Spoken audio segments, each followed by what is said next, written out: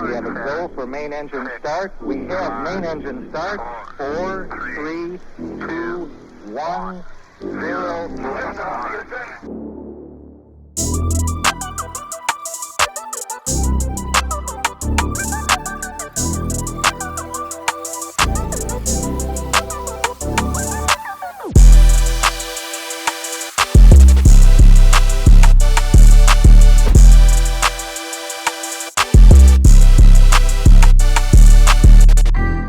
Hai Andika, guys, di sini di kondisi pandemi seperti ini kejahatan semakin meningkat karena banyak orang kepepet.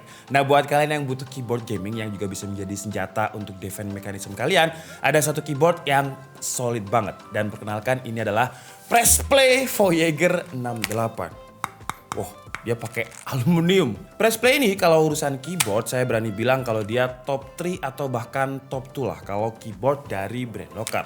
Karena semenjak kemunculannya dia selalu memberikan inovasi dan juga selalu mendengarkan komunitas. Dulu di seri terdahulunya yaitu Pressplay yang Voyager Retro Edition dia pakai Northface. Terus pasar itu banyak yang minta pakai Southface. Nah, akhirnya di Lightyear Edition ini dia rubah jadi Southface biar nggak ada interference kalau pakai cherry profile. Di video sebelumnya saya sudah bahas apa itu Northface dan juga Southface. Intinya kan sekarang custom mechanical keyboard itu lagi hype banget.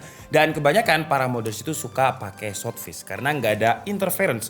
Interference itu biasanya ada di row ketiga dan untuk Lightyear ini sih seperti yang kalian dengerin.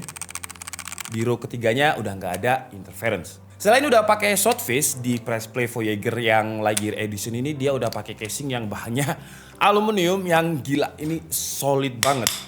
Jadi kalau tiba-tiba ada maling, wah tas kita tinggal pentung aja. Kalau secara bobot sebenarnya dia nggak terlalu berat, cuma 1192 gram. Cuman aluminiumnya ini solid banget. Dan pastikan kalau kalian mukul malingnya di bagian ujung casing keyboardnya ya. Ya Pressplay sih emang udah bagus, di bagian pinggirannya ini dibikin nggak terlalu lancip. Masih ada rounded-roundednya gitu. Yang kalau tangan kita nggak sengaja ketatap, nggak kayak kena pisau yang tajam gitu. Cuman kalau ada maling ya pastikan momentumnya pas dan juga pinggirannya ini ya. Jadi di kepalanya itu bisa langsung pingsan. Karena kalau misalkan kalian meleset ya nyawa kita yang malah jadi taruhannya. Selain buat maling karena case-nya ini udah aluminium, jelas secara build quality juga udah premium, udah solid. Dan kalau misalkan kita taruh di meja seperti ini, karena dia bobot bawahnya berat, ya gak mungkin kegeser lah karena solid banget. Tapi saran saya kalau listrik di rumah kalian ngeground, kasih karpet di bagian alas kakinya. Atau minimal kalian pakai sendal lah. Karena memang kalau secara look ya dia premium ya dengan aluminiumnya. Cuman ruang testing saya itu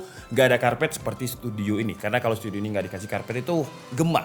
Nah kemarin ketika saya coba pegang aluminiumnya, apalagi saya adalah tipikal orang yang tangannya cepet basah, walaupun pakai desk mat dia masih nyetrum. Jadi saran saya kalau pakai Lightyear Edition ini pakai karpet atau minimal kalian pakai alas kaki. Sendal lah, swallow aja murah lah, paling Rp9.000. Kalau secara layout dia masih sama dengan Voyager sebelumnya dengan 68 keycap. Keycapnya original Pressplay dengan die PBT sub cherry profile. Bedanya di seri Lightyear selain aluminiumnya yang warna ungu tadi ada tambahan keycap warna merah. Yang saya pribadi sih suka pemilihan kode warnanya kayak match aja dengan warna lainnya. Walaupun keyboard ini bisa dibilang lumayan rame ya warnanya karena ada 4 jadi ada ungu, merah, toska dan juga putih.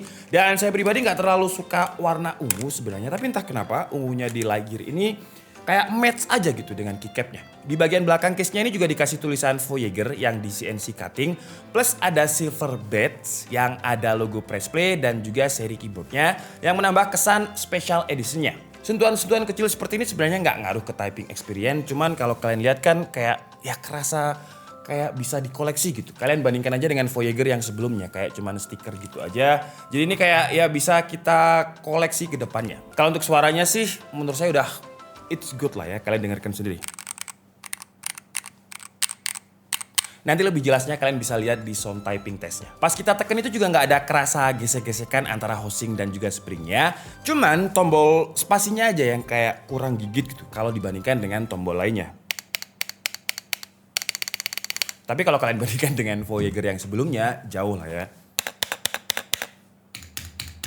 Terus Terus buat kalian yang nggak suka tipe linear switch, Press Play juga ada varian tactile switch dengan Gateron Brown. Atau kalau kalian nggak suka dengan pilihan switch di Lightyear, kalian bisa beli switch warna lain karena dia juga udah hot swap. Dia juga udah punya software untuk custom RGB yang jujur aja karena saya udah suka dengan warnanya ini, jadi RGB-nya nggak pernah saya nyalain.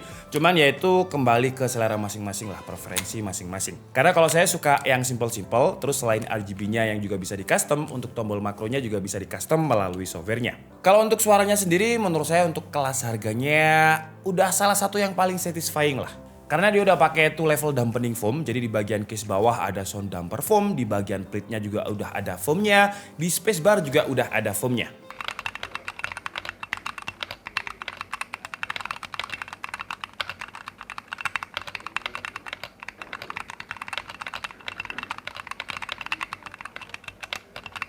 Jujur ketimbang custom keyboardnya Chandra yang di video lalu ya, yang ini kalau misalkan kita total itu harganya sekitar 2 juta lebih dari Press Play juga BTW.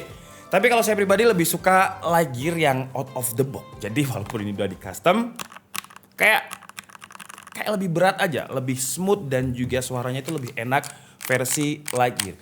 Cuman sekali lagi kalau gaming peripheral itu kembali ke preferensi masing-masing. Kalau kata Chandra sih enakan customannya dia. Karena ya gitu ya, kalau ibaratnya kalau misalkan kita masak pun, masakan kita sendiri kita makan pasti enak. Tapi belum tentu orang lain yang makan itu enak juga.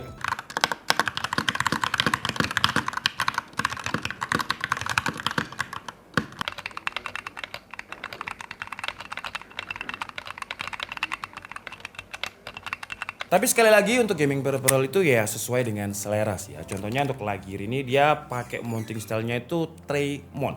Yang memang bisa dipakai di keyboard 60-65% karena dia lebih murah dan lebih mudah untuk dimodifikasi. Tapi untuk mounting style tray mount seperti ini biasanya dia lebih kaku. Kalau kalian tertarik atau udah mulai hobi dengan custom keyboard, banyak yang harus dipelajari. Karena kayaknya dia simple gini aja, tapi sebenarnya partnya banyak banget. Dan kalian harus mencari part yang nyaman. Nyaman itu nyaman. Kenapa saya gini kan? Karena tanda kutip.